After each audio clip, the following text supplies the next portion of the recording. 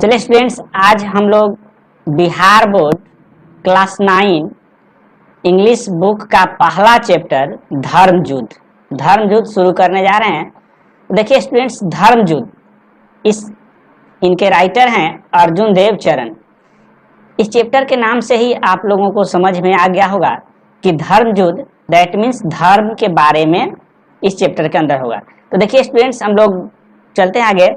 अर्जुन देव चरण, देखिए स्टूडेंट्स, अर्जुन देव चरण राइटर हैं। ये teacher by profession, profession means होता है पेशा, पेशे से क्या थे, ये के टीचर थे। लिख लीजिएगा इसको, आपको दिक्कत हो तो पेशा, तो पेशा से क्या थे, एक टीचर थे। इज बेसिकली ए पोएट, और वो क्या थे, एक कवि भी थे। मतलब पेशा से तो टीचर थे लेकिन राइटिंग का भी कार्य करते थे, एक पोएट भी थे। हिज प्लेज, देखिए स्टूडेंट्स, ये प्लेज जो है आप ध्यान में रखिएगा, प्ले का प्रयोग जब आप वर्ब के रूप में कीजिएगा ना, तो इसका मतलब होता है खेलना। क्या होता है मतलब स्टूडेंट्स, खेलना। लेकिन यही प्लेज जो प्ले होगा, इसको आप नाउन के रूप में प्रयोग कीजिएगा तो इसका मतलब हो जाता है नाटक। तो स्टूडेंट्स याद रखिएगा। यहाँ देखिए स्टूडेंट्स, प्लेज, हिज प्लेज है, तो हिज हमारा क्या है, पॉजेसिव एडजेक्टिव है, और पॉजेसिव एडजेक्टिव के बाद नाउन आता है। अतः यह प्लेज जो है वह नाउन का कार्य कर रहा है, इसलिए हिज प्लेज मतलब उनका जो नाटक था। हिज प्लेज दैट मीन्स उनका नाटक। एपियर मतलब प्रकट करना होता है। Appear like an extension of his poetry, और पोएट्री मतलब होता है एक कलेक्शन ऑफ पोएम्स, मतलब कविताओं के संग्रह। तो उनका जो नाटक था वह प्रकट करता है क्या, उनके कविताओं के जो संग्रह था उस संग्रह के एक्सटेंशन, विस्तार को प्रदर्शित करता था। आगे देखते हैं students, the poet in him मतलब कवि के जो गुण था उनके अंदर, सोज वो दर्शाता था क्या, थ्रू हिज शॉर्ट मतलब उनका जो राइटिंग था वो शॉर्ट में था। क्रिप्स का मतलब होता है आसानी से टूटने वाला। क्रिप्स दैट मीन्स उनके जो लाइन था उस लाइन को आसानी से आप तोड़कर समझ सकते हैं। एंड पिथी लाइन, और पिथी लाइन का मतलब होता है वह जो लाइन था बड़ी ही जोरदार था। तो क्या हुआ था, उनका जो poem the poet in him, जो कवि के गुण उनके अंदर था, वह दर्शाता था कि उनका जो लाइन था वह बहुत ही जोरदार था, शॉर्ट था, और आसानी से तोड़कर समझने वाला था, कि आसानी से उसको हम तोड़ करके, खंड में करके, चंक में तोड़ करके उसको समझ सकते हैं। And the song of the chorus, chorus means होता है एकल गायन। The song of chorus in his plays, और उनके नाटक में जो था, देखिए यहाँ प्लेज मीन्स नाटक हुआ, उनके नाटक में जो था वह एकल गायन का भी वर्णन था। His first book of Rajasthani plays, और उनका पहला जो बुक आया वो राजस्थानी प्लेज मतलब राजस्थान के नाटक में का बुक आया, published in the late 17th century. और वह कब पब्लिश हुआ, 7वीं शताब्दी के अंत में पब्लिश हुआ पहला book Rajasthani plays. Was received rather indifferently in Rajasthani literary circle, और राजस्थान का जो लिटरेरी सर्किल था उस लिटरेरी सर्किल में यह इनडिफरेंट था, मतलब ये एक अलग छवि प्राप्त किया। आगे देखते हैं students, till that time drama in Rajasthani मतलब उस समय राजस्थान में जो ड्रामा था, had meant either some astray, उस समय क्या था, some astray, one act play and social issue like widow remarriage, dowry etc। That means उस समय उनका जो, उस समय राजस्थान में जो ड्रामा था वह क्या था, सम एस्ट्रे पर आधारित था। एस्ट्रे का मतलब होता है आवारा, जिसे आवारा कुत्ता होता है, उस पर आधारित था। वन एक प्ले, एक व्यक्ति पर आधारित नाटक था। सोशल इशू सामाजिक पर आधारित था, जैसे सोशल इशू में आपको आ जाता है विडो रीमैरेज, जैसे विधवा का पुनर्विवाह। डॉरी का मतलब होता है दहेज, ठीक है, डॉरी का मतलब दहेज etc।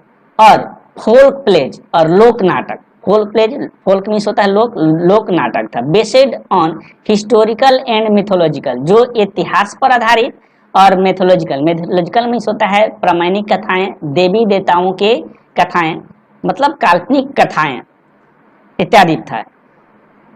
थीम का मतलब होता है विषय वस्तु, और इसी विषय वस्तु पर आधारित है। हिस्टोरिकल हो गया, मिथोलॉजिकल हो गया। ये full length play on contemporary theme. Contemporary मतलब समकालीन, समकालीन मतलब उस समय के जो विषय वस्तु था, उस विषय वस्तु पर इनका जो नाटक था फुल लेंथ में था। Was beyond कंजेस्चर। कंजेस्चर्स का मतलब होता है अनुमान लगाना।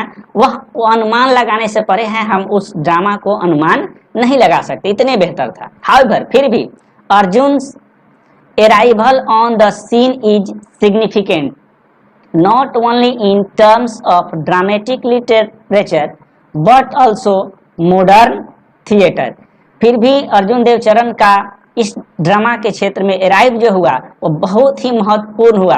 नॉट ओनली, न केवल इनके टर्म पर ड्रामेटिक के टर्म पर था, but also modern theatre, but also आधुनिक थिएटर पर भी आधारित था। Not only and but also, ये जो कंजक्शन है इसका मतलब होता है न केवल बल्कि।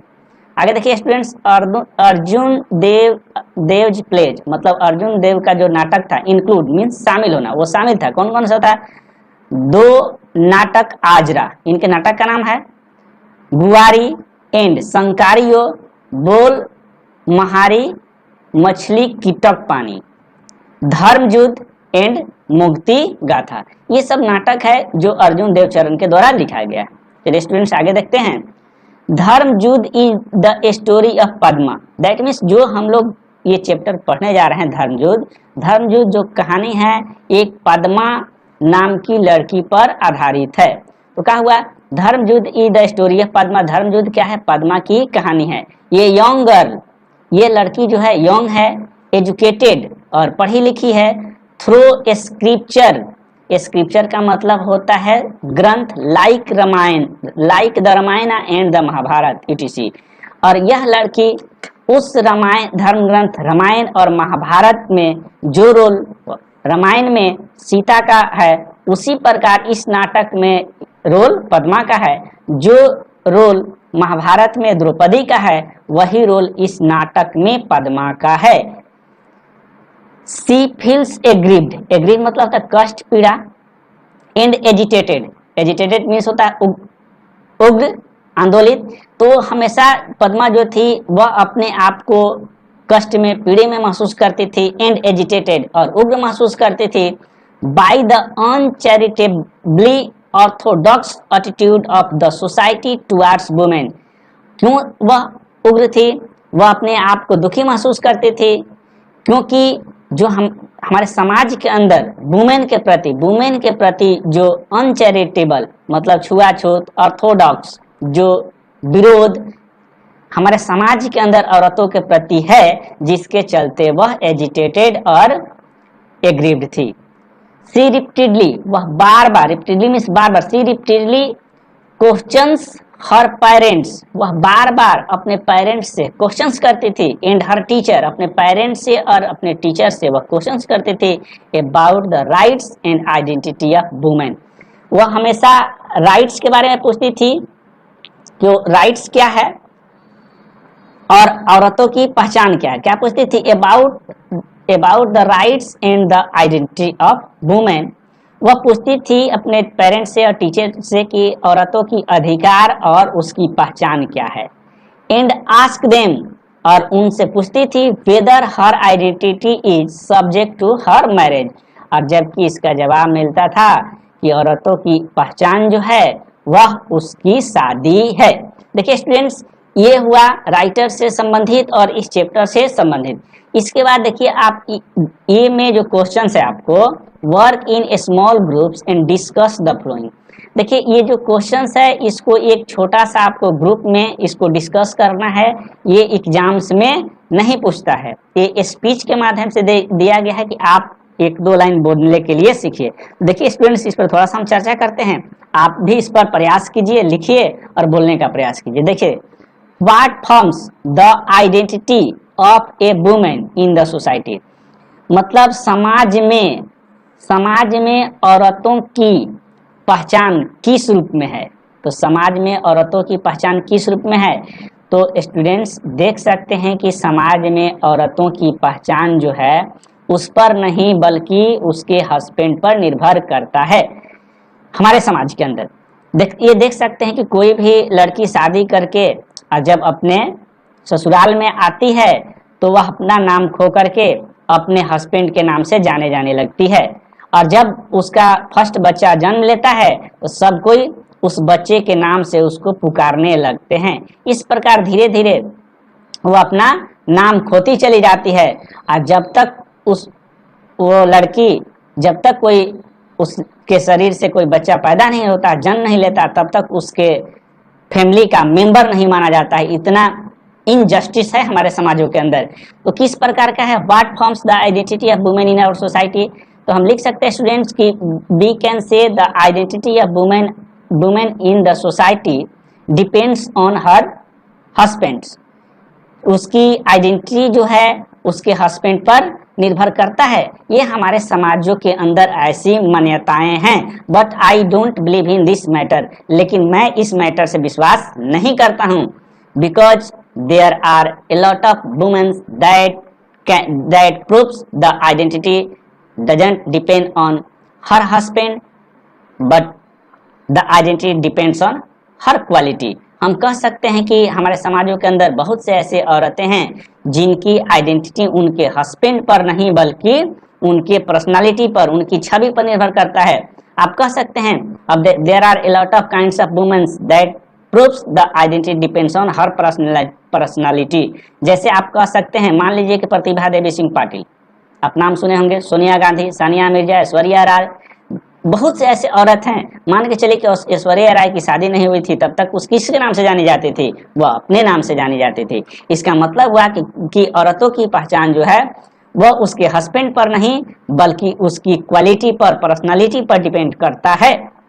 तो आप इसको लिखिएगा स्टूडेंट्स, इसको अपने दोस्तों के बीच में आप इसको स्पीच देने का प्रयास कीजिएगा। Something is better than nothing, नहीं से कुछ भला, थोड़े थोड़े धीरे धीरे आप अंग्रेजी बोलना सीख जाइएगा। आगे देखते हैं students, how is marriage related to the identity of women. अब देखिए मैरिज कैसे शादी से संबंधित, शादी जो है वह कैसे औरतों की पहचान से संबंधित है। तो आप इस पर लिख सकते हैं कि I don't satisfied with this matter that marriage is related to the identity of women because I don't understand the difference between man and woman. I understand both are equal man and woman. Man and woman are the same cart of the same vehicle.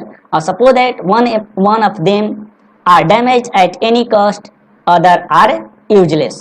कह सकते हैं students कि हम इस बात से विश्वास नहीं करते हैं, क्योंकि हम जानते हैं कि औरत और मर्द में कोई फर्क नहीं होता है। जिस पर औरत और मर्द जो हैं वो एक ही गाड़ी के दो पहिए के रूप में हैं, और एक पहिया यदि किसी कारणवश डैमेज हो जाता है तो दूसरा यूजलेस हो जाता है, बेकार हो जाता है। चलिए स्टूडेंट्स, इस पर आप थोड़ा सा अपने दोस्तों के बीच में स्पीच कीजिएगा, धीरे धीरे आपका स्पीच सुधरेगा। अब चलिए स्टूडेंट्स, हम लोग चलते हैं धर्मयुद्ध, इस चैप्टर पर आगे बढ़ते हैं। देखिए पद्मा क्या करती है, पद्मा पूछती है मदर, माँ से कहती है mother what is the identity of a women. और मदर, माँ, औरतों की आइडेंटिटी क्या है, उसकी पहचान क्या है। माँ क्या कहती है, देखिए students, why do you ask that. माँ इस बात को सुन करके सरप्राइज करती है, आश्चर्यचकित करती है कि तुम ऐसा क्वेश्चन क्यों पूछते हो, तुम ऐसा क्यों पूछती है कि औरतों की पहचान क्या है। आगे देखिए पद्मा कहती है how am I different from others. देखिए पद्मा कहती है कि मैं दूसरों से अलग कैसे हूँ। पद्मा पूछती है कि मैं दूसरे से अलग कैसे हूँ। माँ उसकी बोलती है यू आर माई डॉटर, तुम मेरी बच्ची हो, और ओनली चाइल्ड, तुम हमारी एक लौती बच्ची हो, एंड योर फादर्स डार्लिंग, और तुम अपने पिता की प्यारी हो, इसलिए तुम दूसरों से अलग हो।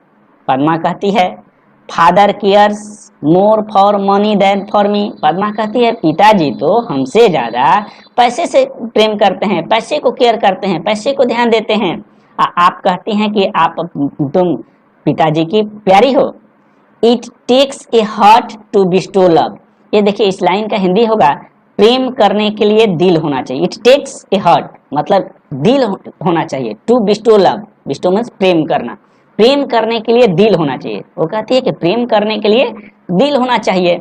और देखिए माँ तब कहती हैं फॉर हुम डज ही सेव, वह किसके लिए बचाते हैं, वो जो पैसा सेव करते हैं किसके लिए सेव करते हैं। He does all this only for your sake, sake means होता है के लिए, स्टूडेंट्स के लिए। कहते उसकी माँ कहती है कि वो जो कुछ भी करते हैं तुम्हारे लिए करते हैं। You shouldn't think that I have no heart, तुम्हें ऐसा नहीं सोचना चाहिए कि हम लोगों के पास हर्ट नहीं है, दिल नहीं है। पद्मा कहती है but I don't say eat of you, Padma कहती है कि मैं आपको नहीं बोल रही हूँ। पद्मा कहती है मैं आपको नहीं बोल रही, मैं तो पापा को बोल रही हूँ ना। तो माँ उसकी बोलती हैं I am not in any way different from he, माँ कहती हैं कि मैं किसी भी क्षेत्र में उनसे अलग नहीं हूँ। My identity is linked with his, मेरी जो आइडेंटिटी है, मेरी जो पहचान है उनके अंदर, उनके साथ, उनके अंदर समाहित है। And I cherish the bond, और मैं इस बॉन्ड का कदर करती हूँ। मैं इस बंधन, बॉन्ड का मतलब होता है बंधन और चेरिश मीन्स कदर करना, मैं इस बंधन का कदर करती हूँ। दैट मीन्स पद्मा की माँ बोलती हैं कि जो हमारे और आपके पिताजी के साथ जो शादी है इस बंधन का मैं कदर करती हूँ। उसी के बाद इंटर्स पद्माज फादर, उसी के समय पद्मा के पिताजी इंटर करते हैं, प्रवेश करते हैं। फादर कहते हैं what is this talk the bond, तो पद्मा के पिता कहते हैं कि कौन सा बॉन्ड की बात हो रही, कौन सा बंधन की बात हो रही है पद्माज मदर। देखिए स्टूडेंट्स यहाँ पद्माज मदर कहा जा रहा है, पद्मा के माँ के नाम नहीं रखा जाता है, उसके फर्स्ट जो चाइल्ड होता है उसके नाम से नामकरण हो जाता है। तो पद्माज मदर, पद्मा की माँ कौन सी बंधन की बात हो रही है, तब उसकी माँ बोल रही है हियर इज योर फादर, यहाँ आपके पिता हैं। Ask him whatever you want to know, इनसे तुम पूछ लो तुम जो कुछ भी जानना चाहती हो। फादर कहते हैं व्हाट्स इट माय चाइल्ड, क्या है मेरी बच्ची। माँ बोलती है she wants to know what is the identity of a women, उसकी माँ कहती है कि यह जानना चाहती है कि औरतों की पहचान क्या होता है। फादर कहते हैं यू विल नो इट, तुम इसे जान जाओगी। डियर, तुम इसे जान जाओगे dear when you are married, जब तुम्हारी शादी हो जाएगी, तुम शादीशुदा हो जाओगे तो तुम यह जान जाओगे। बात यहाँ भी यही आया, इसके पिताजी कह रहे हैं कि जब शादी हो जाएगा तो तुम इस बात को जान जाएगी। आगे है पद्मा कहती है does marriage lend identity to a women, क्या शादी ही औरतों की पहचान होती है। माँ बोल रही है what is a women without a husband, मतलब वह औरत ही क्या है बिना हस्बैंड के, मतलब बिना हस्बैंड के वह औरत क्या है। पद्मा बोल रही है what if one does not get married, क्या होगा यदि किसी की शादी नहीं हो। उसकी माँ बोलती है why do you always ask such senseless questions, senseless questions, तुम क्यों हमेशा सेंसलेस क्वेश्चंस करती हो। मतलब उसकी माँ इस पर कहे कि ये तो मूर्ख भरा, सेंसलेस मीन्स मूर्ख, मूर्खता भरा क्वेश्चन है, तुम ऐसे मूर्खता भरा क्वेश्चन क्यों करती हो। फिर पद्मा कहती है what about a woman whose husband is dead, Padma कहती है कि वह औरत, व्हाट अबाउट ए वुमन मतलब वह औरत क्या, हुज हस्बैंड इज डेड, उसके हस्बैंड मर जाते हैं तो औरत क्या होता है। माँ बोलती है life is hello for him, hello means होता है नर्क स्टूडेंट्स, तो उसका जीवन नर्क के समान हो जाता है। उसकी माँ बोलती है कि जिसके हस्बैंड मर जाते हैं उसका जीवन जो होता है नर्क के समान हो जाता है। तो पद्मा कहती है दैट्स इनजस्टिस, यह तो अन्याय है। दैट्स का मतलब देखिए दैट इज है स्टूडेंट, शॉर्ट में लिखा गया है, दैट इज इनजस्टिस, इसको कहा जाएगा दैट्स इनजस्टिस, यह तो अन्याय है। पद्मा की माँ बोलती है you need not talk of justice and injustice here, तुम यहाँ न्याय और अन्याय की बात मत करो। पद्मा तुरंत क्वेश्चन करती है वाई, क्यों। माँ बोलती है over here women don't have the right to ask questions, उसकी माँ कहती है यहाँ औरतों को क्वेश्चंस पूछने का अधिकार नहीं है, प्रश्न पूछने का अधिकार नहीं है। पद्मा कहती है what right do they have then, तो पद्मा कहती है तब औरतों की क्या अधिकार है, तब औरतों की क्या अधिकार है। फादर कहते हैं rights are for equals dear, Padma के पिता कहते हैं कि जो अधिकार है दोनों का, सबका बराबर है डियर। पद्मा कहती है why is home, why is home considered a place for bargaining. देखिए स्टूडेंट्स, ये बार्गेनिंग का मतलब होता है मोल भाव करना। बार्गेनिंग का मतलब होता है मोल भाव करना, दैट मीन्स सौदा करना। तो what is home considered a place of for bargaining. Padma कहती है कि घर को मोल भाव का स्थान क्यों समझा जाता है। One shouldn't live in such a place, ऐसे जगह पर तो किसी को नहीं रहना चाहिए। फादर कहते हैं you will get the same replies to these questions wherever you go. Padma के पिता कहते हैं कि तुम जहां कहीं भी जाओगे इस क्वेश्चंस का जवाब सेम यही मिलेगा। तो पद्मा कहती है but the identity of a woman is the identity of the human race. Human race means वह मानव जाति। पद्मा कहती है कि लेकिन औरतों की पहचान तो मानव जाति की पहचान है। उसका कहने का मतलब है कि औरत यदि नहीं रहेंगी तो मानव जाति का जीवन, इसका जनरेशन, इसका पीढ़ी कैसे बढ़ेगा। इसलिए औरत जो है मानव जाति की पहचान है। ए सोसाइटी सेंस वुमेन, वह समाज ही क्या जिसमें औरत न हो। सेंस मतलब होता है स्टूडेंट, सेंस का मतलब होगा के बिना, ये प्रीपोजिशन हो जाएगा के बिना। तो औरत के बिना वह समाज ही क्या। फादर कहते हैं that's why they say that marriage lends this identity. तो उसके पिताजी कहते हैं यही कारण है कि वे लोग कहते हैं कि मैरिज ही औरतों की पहचान है, जो शादी है औरतों की पहचान है। उसके बाद स्टूडेंट्स पद्मा कहते हैं सो इफ मतलब इसका मतलब, सो इफ का मतलब हुआ इसका मतलब। स्टूडेंट सो इफ का मतलब इसका मतलब a girl does not get married, यदि वह लड़की जो शादी नहीं करती है सी हैज नो आइडेंटिटी, तो उसकी कोई पहचान नहीं है। Why is it that an unmarried man is venerated. देखिए वेनरेटेड का मतलब हुआ पूजित, सम्मानित व्यक्ति।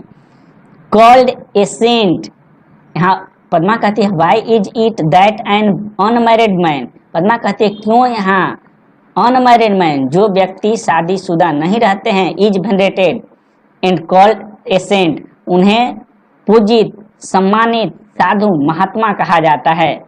वाइल एन अनमैरिड वुमेन, और जबकि वही एक औरत जो होती है जो शादी नहीं करती है उसे इज कॉल्ड इमोर्टल और वांटन, इसे इमोर्टल और वांटन, अनैतिक और नीच समझा जाता है।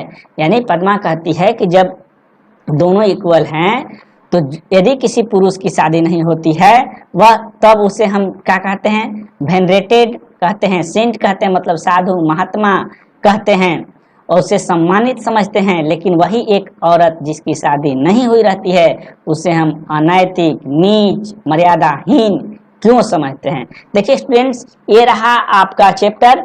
अब आगे इसमें है शॉर्ट क्वेश्चंस। तो चलिए स्टूडेंट्स ये कंप्लीट हुआ। देखिए स्टूडेंट्स ये क्या है बी में, answer the flowing questions very briefly. अब समझिएगा स्टूडेंट्स ब्रीफली मतलब होता है संक्षेप, और वेरी इसमें लग गया मतलब बहुत संक्षेप, मतलब इस क्वेश्चंस का जवाब आपको बहुत ही संक्षेप में देना है। इसका मतलब कि इसका जवाब आप 1 से 2 सेंटेंस में दीजिए, ज्यादा लंबा नहीं करना है। देखिए students why was the questions what was the questions that Padma wanted to know, मतलब कौन सा क्वेश्चंस था जो पद्मा जानना चाहती थी। फ्रॉम हर पेरेंट्स मतलब वह अपने माता पिता से वह जानना चाहती थी पद्मा क्या क्या क्वेश्चन था। तो देखिए स्टूडेंट्स आप जानते हैं, इसको आप पढ़ लिए तो अध्ययन किए, तो पद्मा यह जानना चाहती थी कि औरतों की पहचान क्या है, उसका अधिकार क्या है और उसकी पहचान क्या है, अपने पेरेंट्स से जानना चाहती थी। तो आप इसमें लिखिएगा तो ध्यान है, तो what was the questions that Padma wanted to know, तो आप कैसे कीजिएगा, द क्वेश्चंस ऐसे लिखिएगा, the questions that Padma wanted to know, the questions that Padma wanted to know from her parents was what the identity and rights of women in the society। ठीक है students, ऐसे कर लीजिएगा। दूसरा है how many brothers and sisters did Padma have, मतलब पद्मा के कितने भाई और बहन है। तो देखिए स्टूडेंट्स पद्मा जो थी अपने पेरेंट्स के इकलौती संतान थी, प्यारी थी, इकलौती संतान थी, तो उसके कोई भाई और बहन नहीं थे। तो उसको क्या लिखेगा, how many brothers and sister did Padma have, तो क्या लिखेगा, पद्मा हैव, ठीक है स्टूडेंट्स, पद्मा हैड, ऐसे कीजिएगा, Padma had no brothers and sister, मतलब पद्मा का कोई भाई और बहन नहीं थे। आगे देखिए students, why was Padma unhappy with her father, Padma अपने पिता से क्यों अनहैप्पी थी। तो देखिए स्टूडेंट्स, पहला तो है कि पद्मा जो के नज़र में पद्मा के पिता पैसों से ज़्यादा प्रेम करते हैं, पद्मा से कम करते हैं, और पद्मा जो है अपने पिता से, अपने पेरेंट्स से और टीचर से क्वेश्चंस एराइज करती है, क्वेश्चंस करती है कि औरतों की पहचान क्या है, लेकिन उसका जवाब मिलता है कि औरतों की पहचान उसकी शादी है, और उससे वो संतोष नहीं होती है, इसलिए वह अपने पेरेंट्स से भी क्या है, अनहैप्पी है। तो हम लिख सकते हैं कि Padma was unhappy with her father because Padma wanted to know about what is the identity of women in the society, but she got the answer of these questions. Marriage is the identity of women in the society. आगे देखिए students, for whom is life hell according to Padma's mother, यानी पद्मा के माँ के अनुसार किसकी जीवन जो है नर्क के समान हो जाता है। तो पद्मा के माँ के अनुसार उस औरत की जीवन नर्क के समान हो जाता है जिसके हस्बैंड मर जाते हैं। तो दे सकते हैं कि द वुमेन हुज हस्बैंड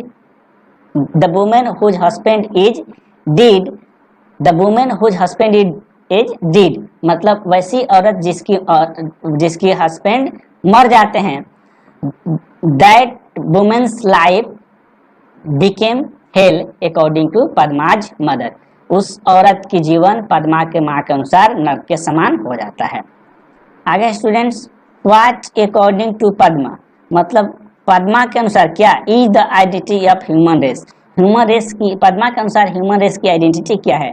तो पद्मा के अनुसार ह्यूमन रेस की आइडेंटिटी जो है वह वुमन है। तो लिख सकते हैं कि according to Padma women are the identity of the human race.